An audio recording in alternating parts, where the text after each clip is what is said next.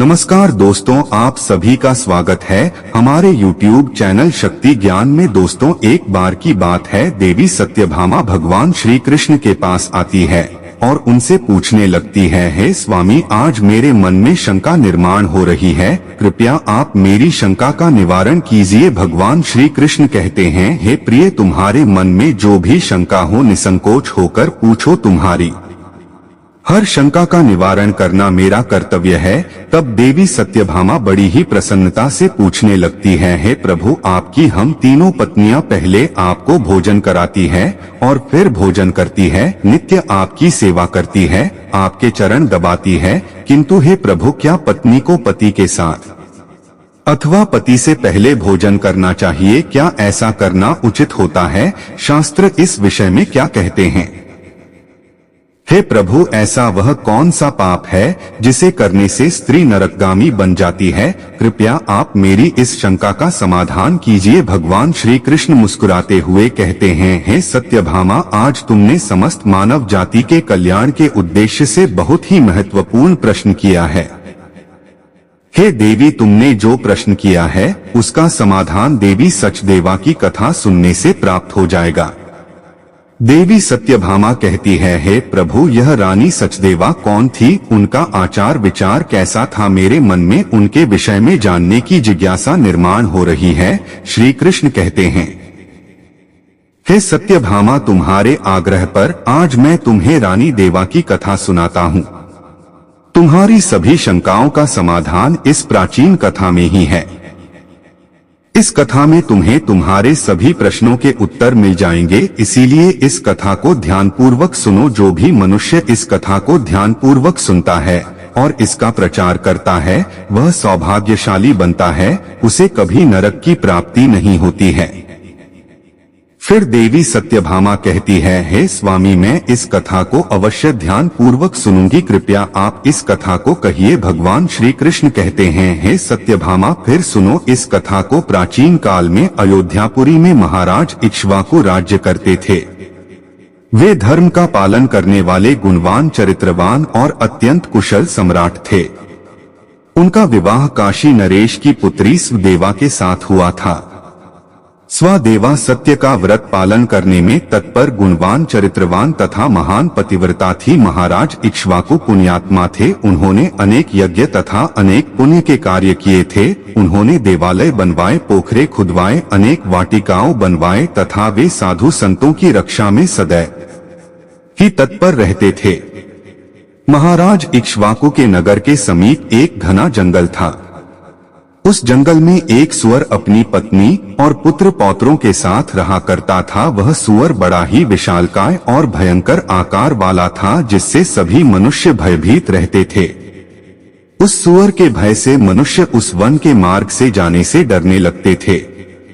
फिर जब यह बात महाराज इक्ष्वाकु को पता चली तो उन्होंने उस सुअर का शिकार करने का सोचा और फिर एक दिन महाराज अपनी पत्नी देवा तथा अनेक सैनिकों और कुत्तों को लेकर उस वन में शिकार करने के लिए चले गए। महाराज बड़े पराक्रमी थे। उन्होंने अनेक विशालकाय शेरों का तथा राक्षसों का वध किया था, इसीलिए वे इस भयंकर सुअर से नगर वासियों की रक्षा करने के लिए उस वन में उस सुअर का शिकार करने के लिए आ गए। जब उस भयंकर आकार वाले सुअर ने महाराज को वन की तरफ आता देखा तो वह सुअर अपनी पत्नी से कहने लगा, हे प्रिय, देखो, यह कौशल देश के महान सम्राट इक्ष्वाकु है। वे महापराक्रमी और महातेजस्वी है और वे इस वन में मेरी शिकार करने के लिए आ रहे हैं। उनके साथ बहुत से कुत्ते और व्याध है। इसमें तनिक भी संदेह नहीं है कि वे मुझ पर ही प्रहार करेंगे। महाराज बड़े पुण्यात्मा है। यह राजाओं के भी राजा है। समस्त विश्व इनके अधीन है। प्रिय, मैं तुम सबकी रक्षा करने के लिए अपना पराक्रम दिखाता हुआ महाराज के साथ युद्ध करूंगा। अगर युद्ध में मैंने इनको पराजित कर दिया तो तीनों लोकों में मेरी कीर्ति हो जाएगी, और यदि मैं इनके हाथ से मारा भी गया तो मुझे इस वर्ग के जन्म से छुटकारा मिलेगा और मैं विष्णु लोक को चला जाऊंगा। मेरे पिछले जन्म के पाप के कारण ही मुझे सुअर का जन्म प्राप्त हुआ है। हे प्रिय, तुम मेरा मोह छोड़कर हमारे पुत्र और पौत्रों को लेकर पर्वत की गुफा में चली जाओ। अब समय आ गया है कि मैं अपने पूर्व जन्मों के पापों से मुक्त हो जाऊं। जब महाराज के बॉड मेरे शरीर को घायल कर देंगे तो एक एक वार से मेरे पूर्व जन्म के पाप नष्ट हो जाएंगे।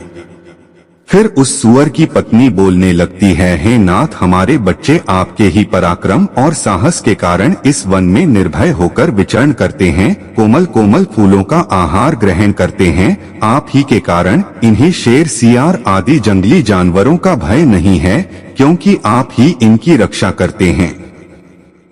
आपके भीषण रूप को देखकर कोई भी शिकारी हमारी शिकार करने के लिए इस वन में नहीं आता है। अगर आपकी मृत्यु हो जाएगी तो फिर मेरी और हमारे पुत्रों की रक्षा कौन करेगा?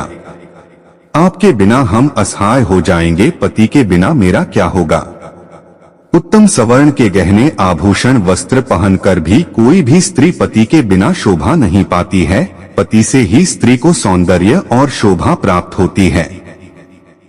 आपके बिना मेरा जीवन भी नष्ट हो जाएगा। हे नाथ, ही प्राणी ईश्वर आपके बगैर में जीवित नहीं रह सकती है। नाथ, न मैं सच सच कहती हूँ आपके साथ यदि मुझे नरक में भी डाल दिया जाए तो भी मैं खुशी खुशी आपके साथ चली जाऊंगी। इसीलिए आप महाराज के सामने मत जाइए, आप भी हमारे साथ पर्वत की टेंडर में चलिए, हम वहीं छिपकर बैठ जाते हैं। आप जीवन की इच्छा छोड़कर अपनी पत्नी और पुत्र को अकेला छोड़कर जा रहे हो, इससे आपको क्या लाभ होगा? फिर वह कहता है, हे प्रिय, तुम वीरों के धर्म को नहीं जानती हो, इसीलिए ऐसा कह रही हो। यदि शत्रु वीरों को ललकारता है, युद्ध के लिए निमंत्रण देता है, तो वीर पुरुष को लोभ और भय से कायर की भांति ऐसे छिपकर नहीं भागना चाहिए। ऐसे पुरुष को 1000 युगों के लिए तो भी पकड़ नरक में डालकर पकाया जाता है। वीर पुरुष अगर शत्रु का सामना करता है और लड़ते हुए वीरगति को प्राप्त होता है तो उसे मृत्यु के बाद दिव्य लोक की प्राप्ति होती है। आज महाराज इक्ष्वाकु हमारे पास युद्ध करने के लिए आए हैं। वे हमारे अतिथि हैं और अतिथि का अनादर नहीं करना चाहिए। अतिथि का अनादर साक्षात भगवान विष्णु का अपमान होता है, इसीलिए उनके साथ युद्ध करना मेरा कर्तव्य है। फिर वह सुअर की पत्नी बोलती है, हे प्राणनाथ, ठीक है, यदि आप महाराज के साथ युद्ध करना चाहते हैं तो मैं भी आपके साथ रहकर आपका पराक्रम देखूंगी।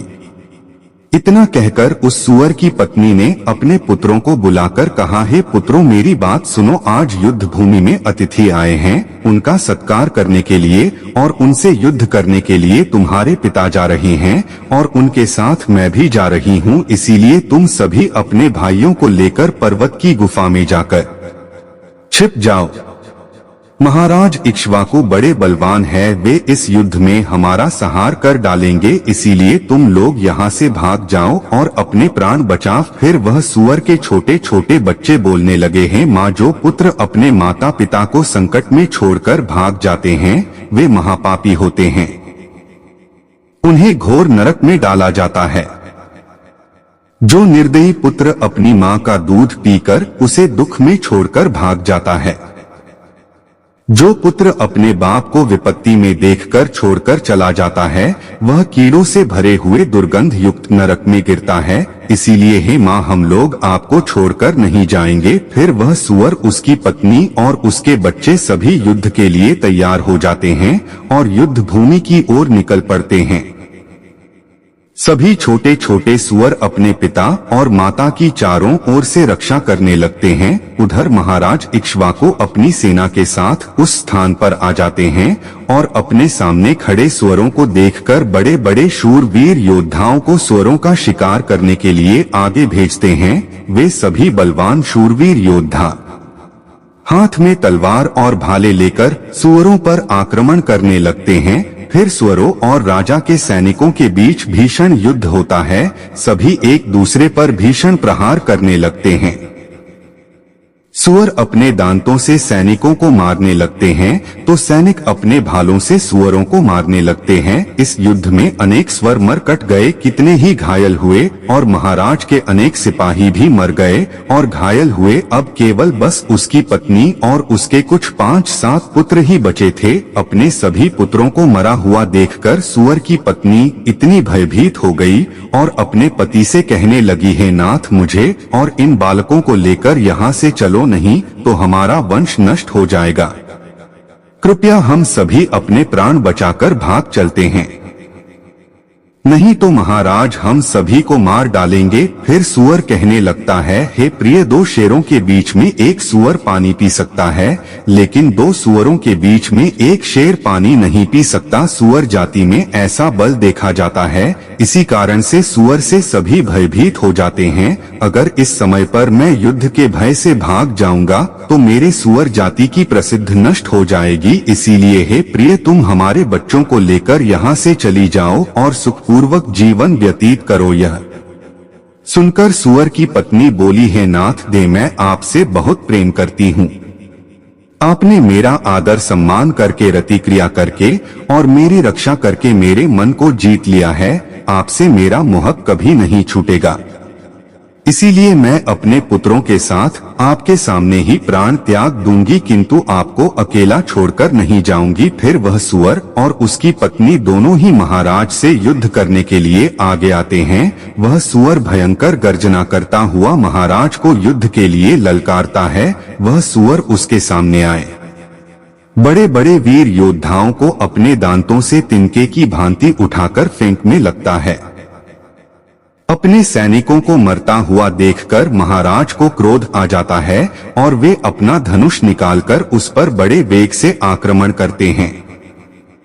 महाराज का एक बौर तीव्र गति से जाकर उस सुअर के शरीर में घुस जाता है और वह सुअर जमीन पर गिर जाता है। फिर महाराज उस पर प्रहार करते हैं और सुअर को मार डालते हैं। सुअर के मरते ही उसके प्राण निकलते हैं और विष्णु लोक को चले जाते हैं। फिर महाराज के सैनिक अपने हाथ में भाले लेकर उस सुअर की पत्नी को मारने के लिए उसकी ओर जाने लगते हैं। सुअर की पत्नी अपने बच्चों के सामने खड़ी हो जाती है और बच्चों से कहती है, बच्चों, मैं जब तक यहाँ पर खड़ी हो तुम यहाँ से भाग जाओ। सुअर का बड़ा बेटा बोलता है, हे माता, अपने प्राणों के भय से मैं आपको मरने के लिए छोड़कर कैसे भाग जाऊं? अगर मैं ऐसा करो तो मुझ पर धिक्कार है। मैं युद्ध में शत्रु को परास्त करूंगा। तुम अपने पुत्रों को लेकर यहाँ से चली जा। फिर वह सुअर की पत्नी बोली, है मेरे पुत्र, मैं महापापी, मैं तुझे अकेला छोड़कर कैसे चली जाऊं? इतने में ही राजा के सैनिक उन सुअरों के पास आते हैं और उन पर प्रहार करने लगते हैं। सुअर का बड़ा बेटा भयंकर युद्ध करता है और अनेक सैनिकों को मार गिराता है। तब महाराज आगे आकर उस सुअर के बड़े बेटे को भी मार डालते हैं। अपने पुत्र को मरा हुआ देखकर सुअर की पत्नी बहुत क्रोधित हो जाती है और भीषण प्रहार करने लगती है। उसने भी अनेक सैनिकों को मार डाला। इस घटना को महारानी सुदेवा देख रही थी। तब वह महाराज से कहती है, हे महाराज, उस सुअर की पत्नी आपके सैनिकों को मार रही है, आप आगे चलकर उसका वध क्यों नहीं करते? महाराज कहते हैं, हे प्रिय, यह एक स्त्री है। मेरा यह वचन है कि मैं स्त्री का वध नहीं करूंगा। स्त्री का वध करने से महापाप लगता है, इसीलिए मैं उस सुअर की पत्नी को न खुद मार रहा हूँ और न किसी को उसे मारने के लिए भेज रहा हूँ। मुझे स्त्री का वध करने में बड़ा भय लगता है। इतना कहकर महाराज चुप हो गए। फिर महाराज की सेना में भार्गव नाम का एक बलवान सिपाही था। उसने उस सुअर की पत्नी पर प्रहार किया और उसे जमीन पर गिरा दिया। सुअर की पत्नी मूर्छित होकर जमीन पर गिर पड़ी और लंबी लंबी सांसें लेने लगी। जब रानी देवा ने उस सुअर की पत्नी को धरती पर बेहोश अवस्था में देखा तो उन्हें उस सुअरनी पर बड़ी दया आ गई। उन्होंने ठंडा जल उस सुअरनी के मुख में डाला और फिर उसके सारे शरीर पर डाल दिया, जिससे उस सुअरनी को होश आया। सुअरनी ने रानी को उस पर शीतल जल डालते हुए देखा तो वह बहुत प्रसन्न हुई और मनुष्य की वाणी में बोलने लगी, हे देवी, तुमने मुझ पर ठंडा डालकर मुझे कष्ट से मुक्ति दिलाई है। तुम्हारा कल्याण हो। स्वर्णी के ऐसे वचन सुनकर रानी सचदेवा को बड़ा आश्चर्य हुआ। वह सोचने लगी, ये तो आज मैंने बड़ी विचित्र बात देखी। यह स्वर्णी तो मनुष्य की वाणी ने सुंदर अस्पष्ट संस्कृत बोल रही है। फिर रानी ने उस स्वर्णी से कहा, हे भद्रे, तुम कौन हो? तुम्हारा बढ़ता विचित्र है। पशु होकर भी तो मनुष्य की वाणी में बोल रही हो। तुम मुझे तुम्हारे पूर्व जन्म का वृतांत सुनाओ। किस कारण से तुम स्वर्णी बनी हो? फिर वह स्वर्णी कहने लगती है, हे देवी, मेरे पति ने पिछले जन्म में गुरुजनों का अपमान किया था, इसी कारण से उन्हें सूअर का जन्म प्राप्त हुआ है। अब मैं आपको मेरे पूर्व जन्म की कहानी बताती हूँ। हे देवी, कलिंग नाम के देश में श्रीपुर नाम का एक सुंदर नगर था। उस नगर में बदसूरत नाम के विद्वान ब्राह्मण रहते थे। मैं उसी बदसूरत ब्राह्मण की पुत्री थी। उन्होंने मेरा नाम सुकन्या रखा था। उस समय उस नगर में मेरे जितनी सुंदर स्त्री कोई और नहीं थी। अपने सौंदर्य और रूप के घमंड में मैं उन्मत्त हो गई थी। मेरी मुस्कान बड़ी मनोहर थी। जब मैं जवान हुई तो मेरा सुंदर रूप और जवानी देखकर मेरी माता को बड़ा भय लगने लगा। मेरे पिता से कहने लगी, हे नाथ, अपनी कन्या जवान हो चुकी है, उसका विवाह क्यों नहीं करते थे? इसे शीघ्र ही किसी वर को सौंप दीजिए। फिर वह ब्राह्मण बोला, हे कल्याणी, मैं अपनी पुत्री का विवाह उसी पुरुष के साथ करूंगा जो विवाह के बाद मेरे ही घर में निवास करेगा। सुकन्या मुझे बड़ी प्रिय है। मैं इसे अपनी आंखों से दूर नहीं होने देना चाहता। फिर एक दिन शिव शर्मा नाम के जवान विद्वान ब्राह्मण मेरे द्वार पर आ गए। मेरे पिता उसके ज्ञान और कुशलता को देखकर बहुत प्रसन्न हुए और उसे मुझसे विवाह करने के लिए पूछ लिया। फिर मेरे पिता ने उस शिव शर्मा ब्राह्मण से मेरा विवाह कर दिया और वे हमारे साथ ही हमारे घर पर रहने लगे। परंतु मैं अपने माता पिता के लाड़ प्यार से बिखर चुकी थी, अपनी विवेक शक्ति खो चुकी थी।